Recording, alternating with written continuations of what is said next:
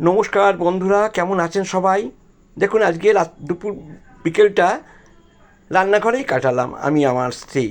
তা আজকে বললাম আজকে বাড়িতে একটু আলুর পরোটা তৈরি করো।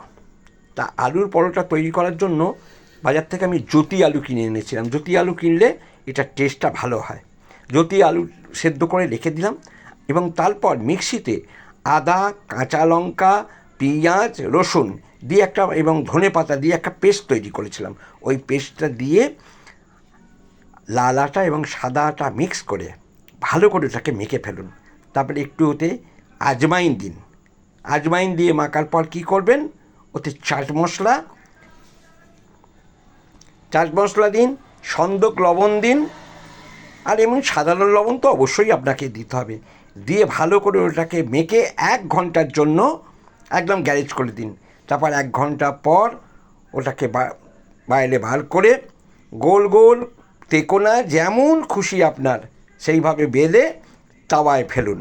তাওয়ায় ফেলে সমস্ত পরোটাগুলো এক এক করে ভেজে রেখে দিন, কিচ্ছু করবেন না। তারপর একদম খাওয়ার আগে সাদা তেল একটু একটু করে দিন, আর ওলট পালট করে ভালো করে লাল লাল করে কষিয়ে ভাজতে থাকুন। এটাকে যতক্ষণ না ভালো করে ভাজা হচ্ছে বুঝবেন, ততক্ষণ ভাজতে থাকুন ওলট পালট করে। এইভাবে ভেজে ভেজে দেখবেন ওপরগুলো লাল লাল হয়ে যাবে। যত লাল হবে তত খেতে টেস্ট হবে। এই দেখুন কীভাবে ভাজা হচ্ছে, খালি ওলট পালট করুন আর মাঝে মাঝে চাপ দিন। টাটা।